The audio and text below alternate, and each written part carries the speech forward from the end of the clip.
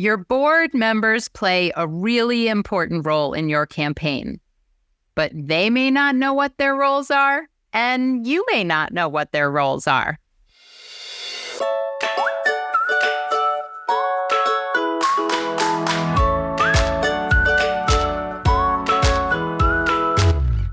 Welcome to All About Capital Campaigns, a podcast that provides fuel for your nonprofit's growth.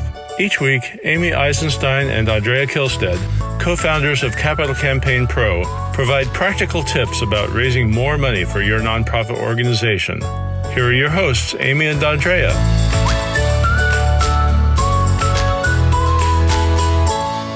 Hi, I'm Amy Eisenstein. I'm here with my colleague and co-founder and friend, Andrea Kihlstedt, and today we are going to talk about the most important board member roles in your campaign. All right, Andrea, we're just going to go back and forth today about what some of the most important board member roles are and how to get them engaged in those roles. So get us started. Yes, I'm going to start with a controversial one, Amy. Most every board has one or two, or if you're unlikely, maybe more board members who really are not engaged. And really, they're just dead weight.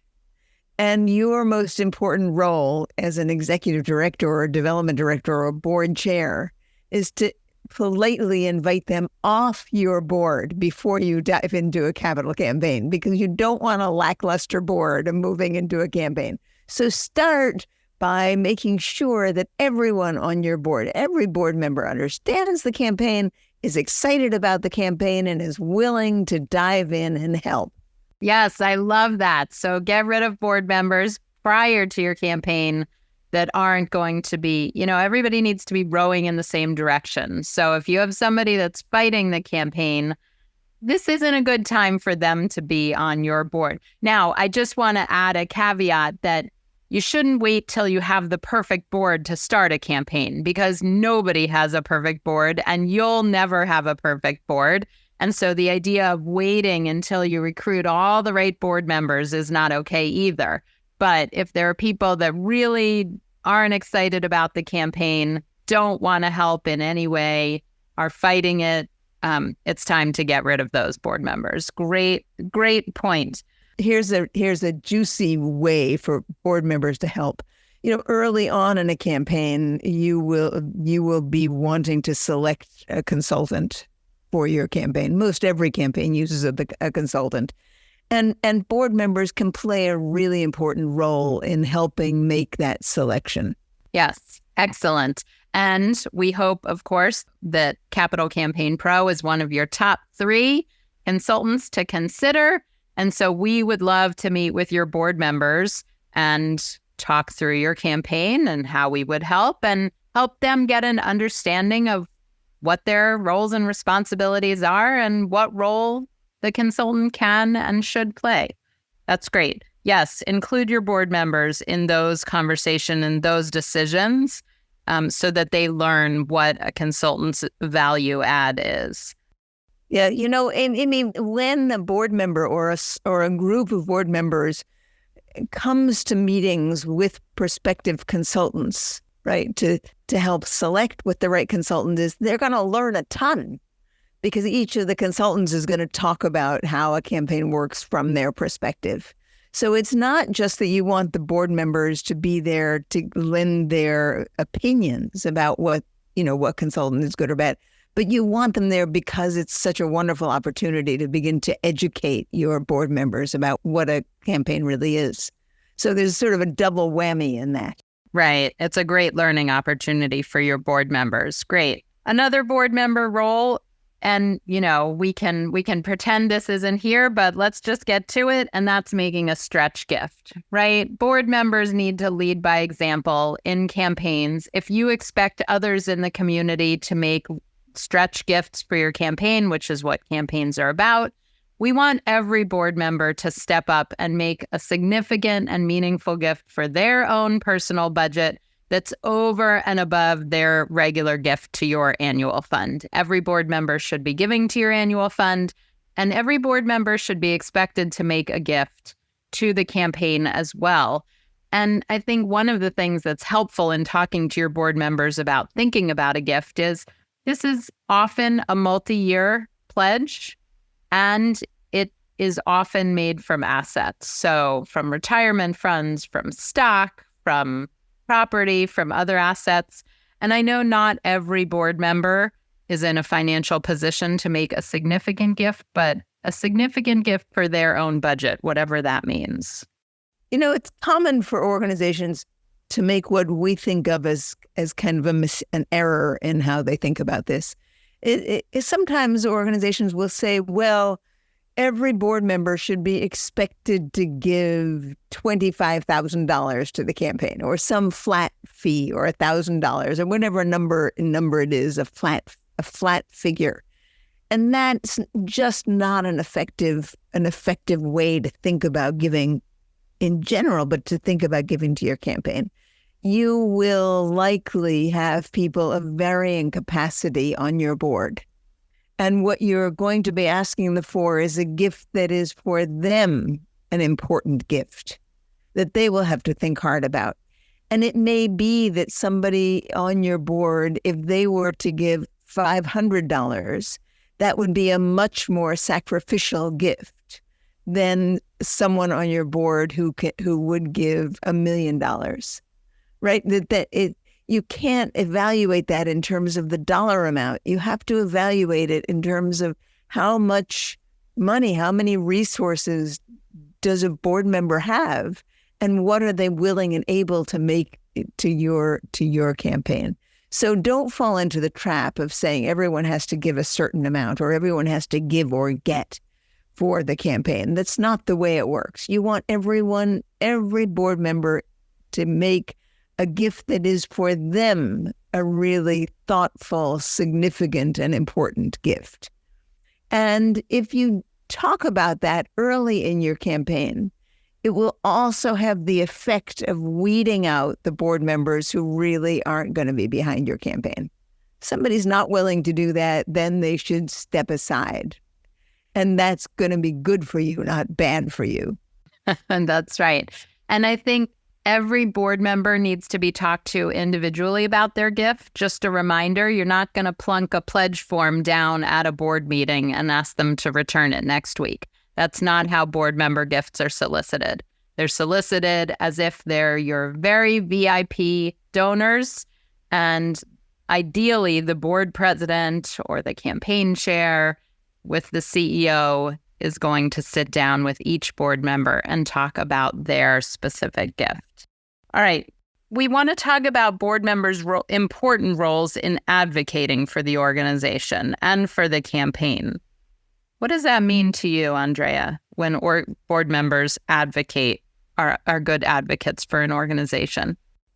Every board member has their own community, right? They have people and organizations and a community of people that they interact with. And they should make it a point, particularly as an organization moves into a campaign, of talking about the organization and how excited they are. And simply being a positive spokesperson for the work of the organization, and talking about how pleased they are to be on this board, and how being on this board is such an important aspect of what they do, and see where there are people within their community who light up, who might like to get involved. So it's that simple. It's not that they have to go out and dig up new communities to advocate, right? They just should think to be proactive in their own communities with which they interact, whether it's their work communities or their social communities or their religious communities or their athletic communities or the communities of their children's schools, right? We all have different, often multiple communities with which we interact with. And every time a board member has an opportunity to talk about what's exciting them and, about the campaign, they should. I think that has a way of sort of catching fire after a while. Such a great reminder. That's amazing. So I just want to point out that on our website at the capitalcampaignpro.com website, under resources, under free resources, there's a board member's guide to capital campaigns, and you can download it for free. It goes into much more detail than we're going into on this podcast, but we want to offer this free resource that you can hand out to every board member, and it explains their roles and responsibilities and helps them understand what the expectations are. And it's a great primer for board members. All right. Another role of board members we haven't mentioned yet is asking. And I think that this is such an important one because this is one that freaks everybody out. Now, I want every board member to be helping with fundraising, but that does not mean that every board member needs to be asking. Certainly not for individual major gifts, which are a key component of any capital campaign. So identify the board members that are willing, that are eager, that are excited, that want to learn, that are comfortable or willing to get comfortable with asking. So not every board member needs to play the role of asker, but we do want a few key board members to help with asking, and identifying them is your job, and training them. What do you want to say about asking, Andrea? It's important that every board member be invited to participate in some way. And as you say, some will be willing and be good at asking. And the broader subject there is that every board member should be willing to help and support the staff in the campaign. There are many things to be done in a campaign, and there are some things that the staff will seek help from board members in.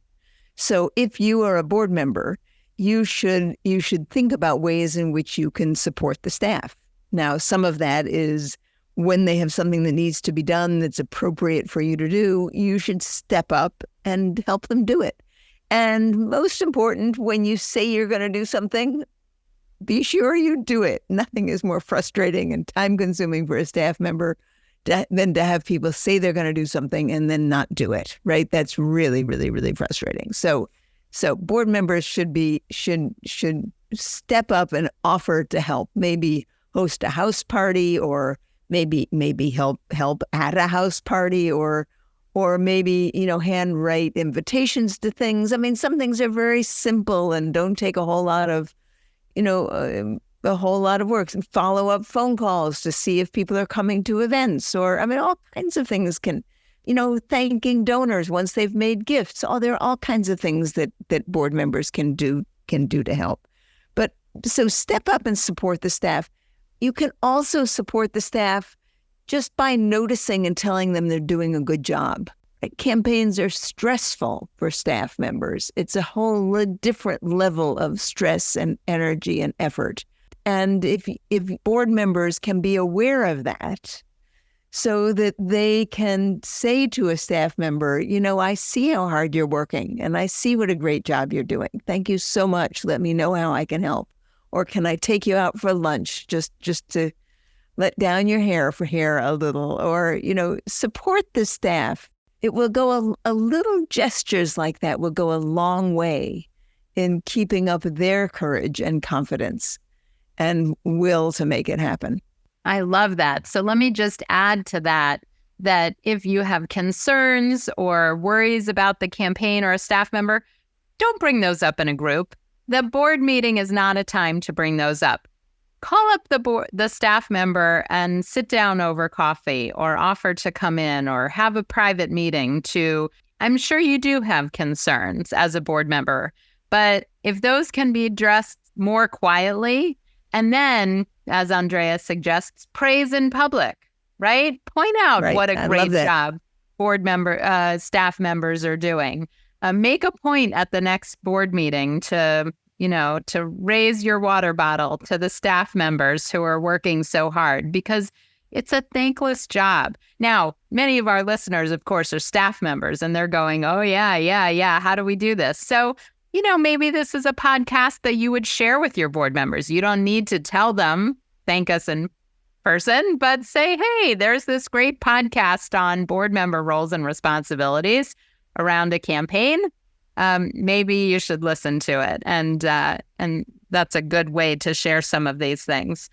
All right, let's talk about brainstorming prospects. and making connections, because I think this is a really important board member role. And sometimes it's an exercise in frustration because you might give a list of donor names to your board members and they say, well, we don't know anybody. So how can we, in a constructive way, how have you, Andrea, gotten board members to have meaningful and engaging conversations around donors and potential donors? Well, what I find doesn't work well is to say to board members, give us the contact information of all of your friends so that we can hit them up for money. Right. Like, that doesn't work. No. Right? No board member wants to do that. The question is, who is already on your donor list that your board members know? And what you're going to find is that there are some people that 2 or 3 or 4 board members know the same person, and there are some people that nobody on your board knows. Now, people can review lists pretty quickly, right? If you don't want them to give a whole ton of information, you just want them to make check marks where they actually know somebody well enough to return a call.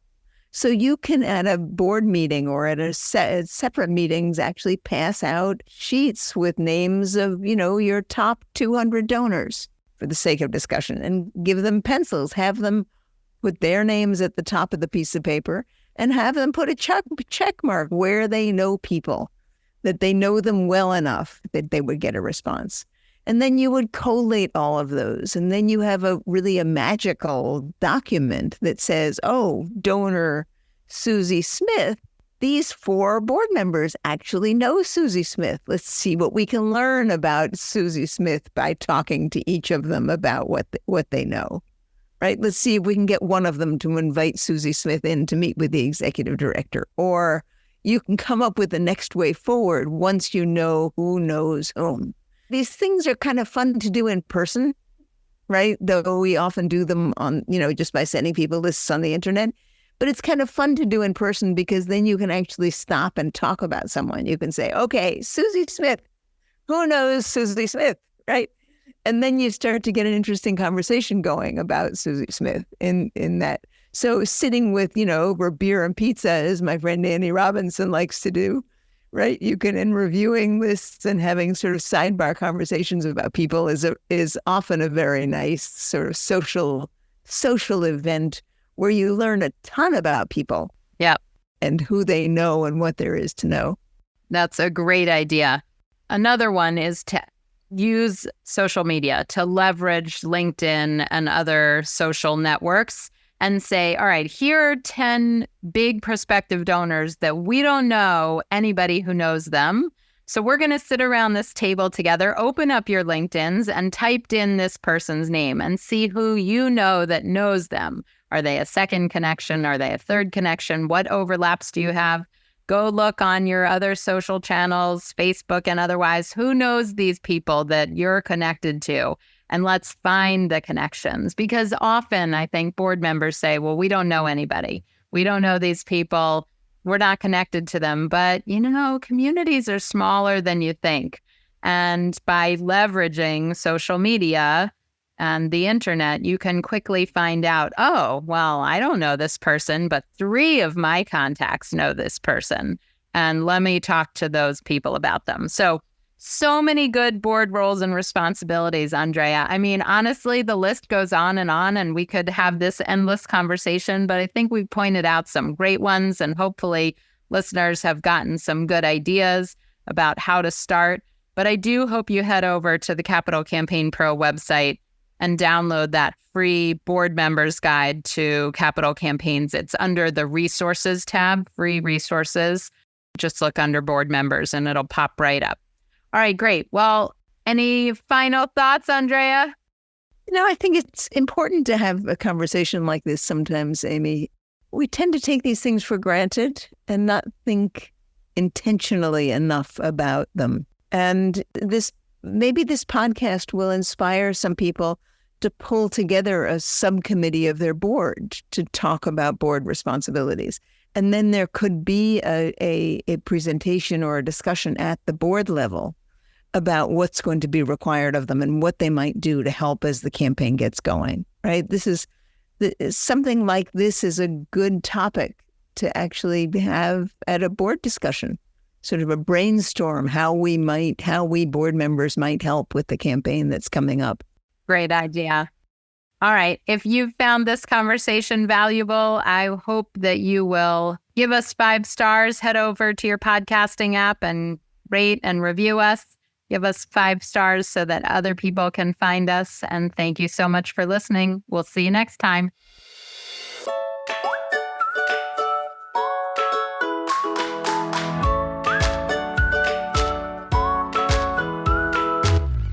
Thanks for joining Amy and Andrea for today's All About Capital Campaigns.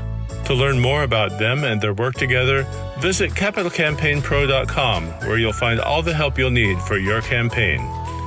And please follow, rate, and review us on your favorite podcasting platform. Thank you.